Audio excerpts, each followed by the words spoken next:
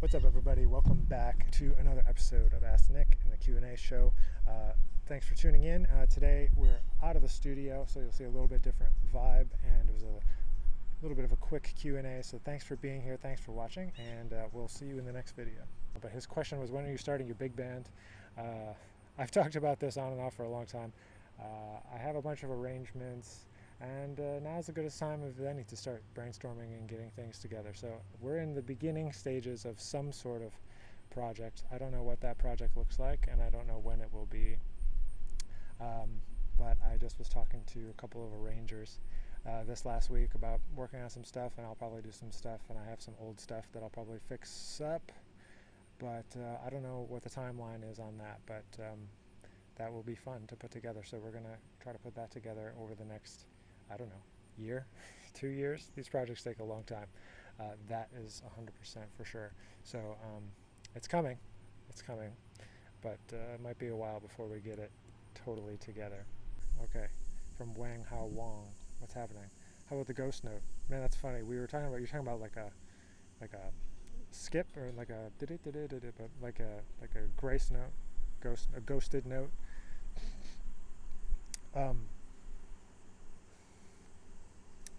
A ghosted note is one where you just kind of swallow it, and so there's a lot of ways to do it. One way to do it is to just totally de-emphasize it and kind of swallow the note.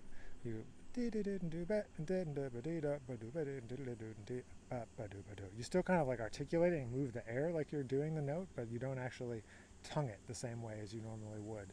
So you want to get that ghosted thing. With the solo that got posted today, this is the last day of that Jazz Trombone Christmas. The solo that got posted today was a Curtis Fuller solo, and he does a lot of that, actually, doing a lot of ghosting. And the ghosting, it helps to accentuate the accented notes.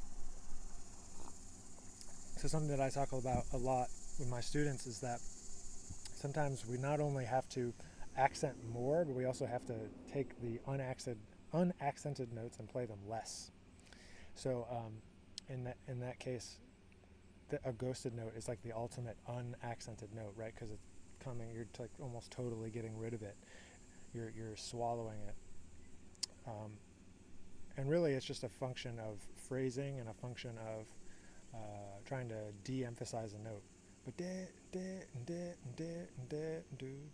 like there's like the back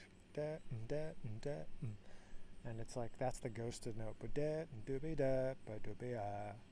You get these little ghosted notes that are like just barely articulated, and the reason for them, I think, at least if this is me just reflecting on it now, is just thinking like the reason for it is that we have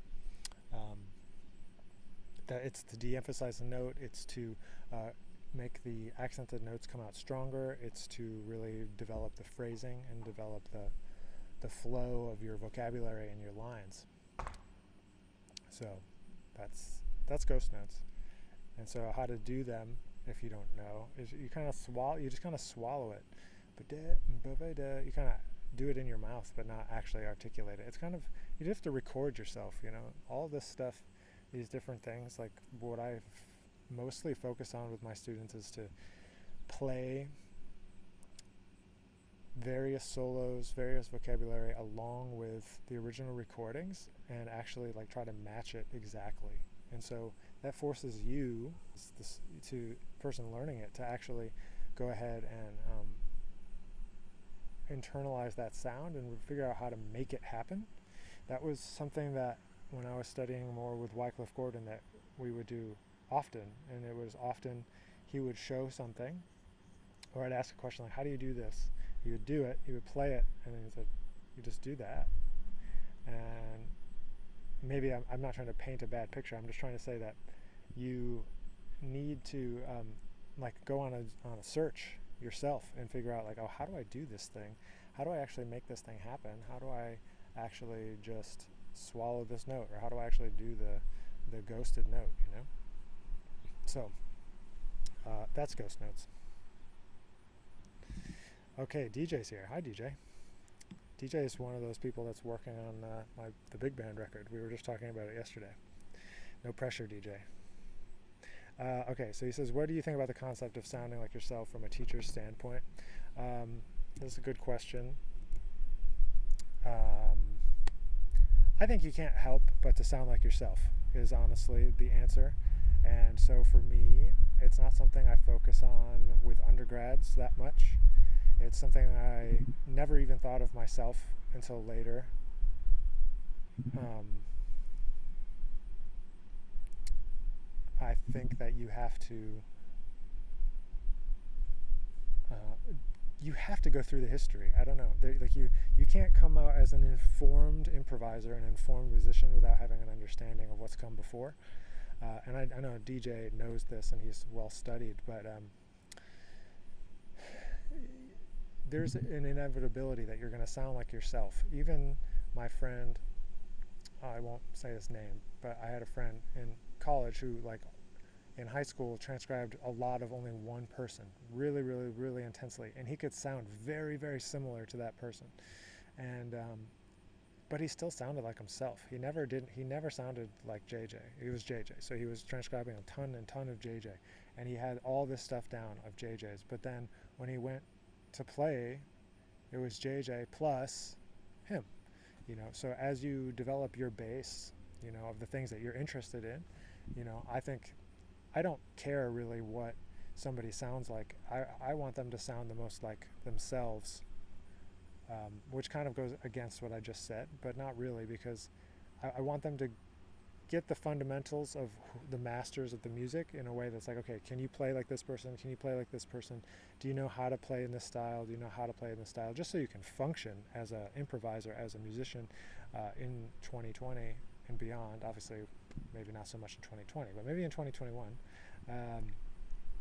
There's all those skills, but then to sound like yourself, you have to let those things absorb, and then you have to start making musical choices, that putting yourself in a situation to make musical choices. And that's like the differentiation between getting called to be trombone and getting called to be DJ, or to be or to be me. Like some people call me to play trombone parts, and some people call me because they want, the improvisational voice that comes with it, or they want whatever else that comes with it. In terms of, sometimes people hire you because they're your friend, or because they like your personality, or because they like how easygoing you are when it comes to gigs and stuff, when traveling. All sorts of different reasons why someone might want to hire you. But I think it's really important to develop as wide a base as you can, to get back to DJ's question more directly. Kind of, I'm meandering here. But to develop a wide and deep base, I think 4 to 6 people as like your main, like really deep understanding is like a good start. I mean, obviously we want to go as deep as we can with as many people as we can, but like go deep and like do 10 JZ solos, not 3. Do 10 Curtis solos, not 2. And get really deep into some people. Be able to match them as exactly as you can, and then from there you can go and expand on that, and you can go and find a way. You're going to sound like yourself. There's nothing you have to do to not sound like yourself. Like, we're always going to know.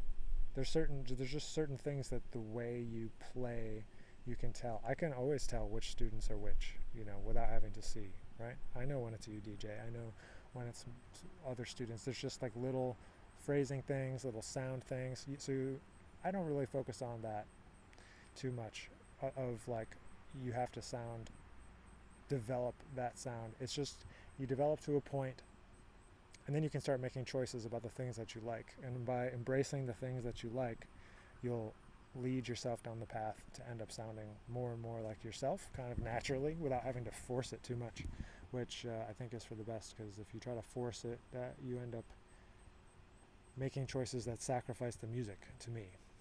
Not putting the music first and just thinking, oh, I need to be flashy, or oh, I need to be this, or play with tricks, or like figure out how to be more technically masterful than this person, or whatever. And I don't see that as a good long-term musical strategy. But that's just my opinion. I want to be hired by people for the music, and because people trust my musicianship, not because of anything else, really. I want them to want the music that comes along with hiring me. So the way that I've done whatever in terms of trying to develop a quote-unquote musical personality is just embracing the things that I like, trying to get better at the things I'm not good at, but just embracing those things that I like and doubling down on them, because they're going to be different. I'm really interested in like modal mixture and how we change modes and develop those through time, and kind of coming out of people like Wayne Shorter and Herbie Hancock and Chick Corea, and those, just because those are the people that I compositionally, musically draw inspiration from. So I think that's the same, and it doesn't have to be any particular thing to be, a great musician at the thing that you want to be great at, because there's room in all different niches within our little niche-y jazz trombone land. There's a reason, Bill Watrous and JJ and Curtis could all exist in their own different realms, because they're all great, but all great at different things. So I wouldn't worry too much about it. That's the long answer. Sorry for the long answer to the question. I'll jump it up on the screen here. Just asking about sounding like yourself. Guys, so thanks everyone for being here. We'll be back next Friday, 1 p.m. Eastern. You can sign up for that music marketing roadmap, totally free, happening in 2 weeks. I hope to see you there. And appreciate everybody, and have a safe weekend, and we'll see you next time.